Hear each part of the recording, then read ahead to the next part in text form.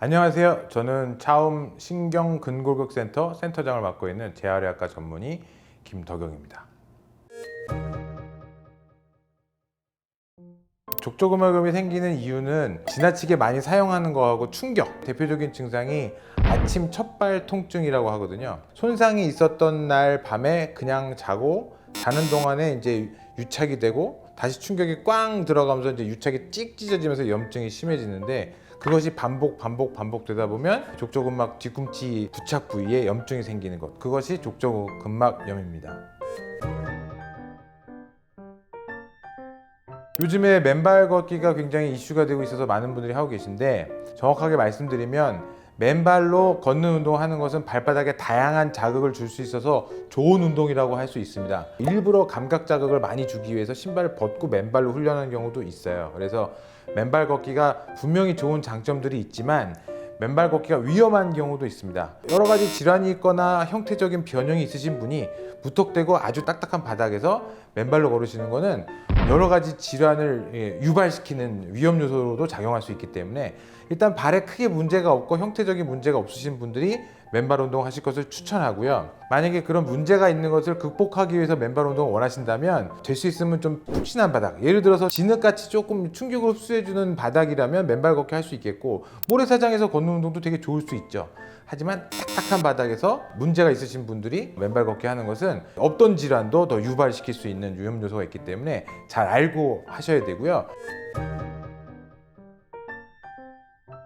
네, 족저근막염은 뒤꿈치 자체에 가해지는 압력이 줄어들수록 좋기 때문에 족저근막염 깔창이나 족저근막염 뒤꿈치 패드 이런 거 보시면 뒤꿈치 이렇게 발바닥 볼록한 부분을 이렇게 그 모양 그대로 충격 흡수해주는 실리콘 재질이나 이런 재질로 되어 있는 것들이 많거든요. 그래서 전체가 다 푹신할 필요는 없지만 최소한 뒤꿈치 족저근막 닿는 뒤꿈치 한가운데 거기 부분은 반드시 푹신한 쿠션이 있는 것이 훨씬 좋습니다.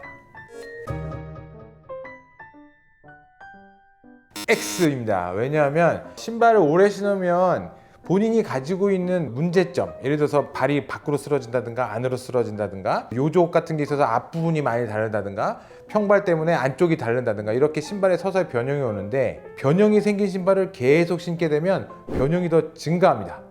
밖으로 쓰러져 있는 사람들이 신발 발바닥 바깥쪽이 달아 있잖아요. 근데 그 달아있는 신발을 계속 신고 다니면 점점 발은 더 쓰러지게 돼 있어요. 그래서 오히려 한 신발을 너무 지나치게 오래 신어서 변형이 된 신발을 계속 신는 것은 본인이 가지고 있는 문제점이 더 악화될 수 있는 요소가 되기 때문에 당연히 피해야 됩니다. 초기에는 종아리 스트레칭 열심히 해주고 본인이 가지고 있는 발의 문제점을 약간 교정해주는 좋은 깔창만 좀 사서 신고 살을 약간 뺀다든가 유발이 되는 동작을 좀 적게 한다든가, 이것만으로도 증상이 빨리 좋아질 수 있고 질환이 악화되지 않을 수 있거든요. 근데 그냥 방치해서 점점 좀 심해지게 되면 나중에는 진단하기 위해서 초음파도 자주 봐야 되고, 초음파 비싸죠. 돌 생기고 이래가 석회 생기고 그러면 체충격파 때 충격파 비싸고 아파요. 그리고 초음파상에서 족저근막이 두꺼워지면 주사를 맞아야 되는데 발바닥 주사 정말 많이 아픕니다. 그리고 가격도 비싸요. 그러니까 초기 치료하면 그냥 간단한 약 먹고 간단한 운동하고 살 빼고 이러면 좋아질 수 있는데, 심해지면 진단에도 돈 들고 치료에도 돈 들고 또 하면서 내내 아프고 가성비를 생각하신다면 빨리 진단을 해서 치료하시는 것이 좋다고 말씀드리겠습니다.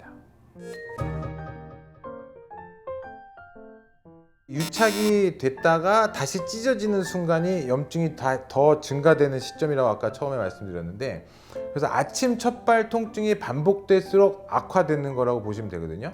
그러니까 아침 첫발 통증이 없도록 하셔야 되고, 또는 낮이어도 한동안 안 움직이고 앉아 있다가 체중 부하를 안 하고 있다가 갑자기 움직이면서 땅바닥에 디딜 때 통증, 그런 통증이 생기면 생길수록 족저근막은 나빠지는 거기 때문에 아침에 일어나서 또는 의자에 오래 앉아 있다가 일어날 때 발을 땅에 디디기 전에 미리 종아리 스트레칭을 충분히 발가락을 꼼지락꼼지락 아치도 만들어주고 한 1, 2분만 해주시고 조심스럽게 뒤꿈치에서 잘 대시면 통증이 없이 디디실 수 있고, 그 과정이 반복돼야만 계속해서 나아질 수 있습니다. 그래서 직접적인 아주 기본적인 예방법으로 처음 디디기 전에 스트레칭하기, 그거를 꼭 강조하고 싶습니다.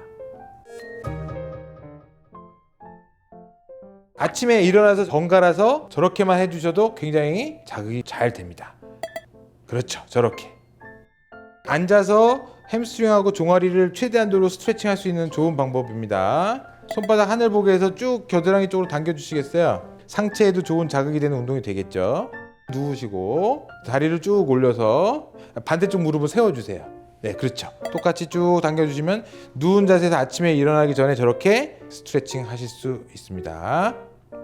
오늘은 족저근막염에 대해서 제가 아는 대로 말씀을 드렸는데요.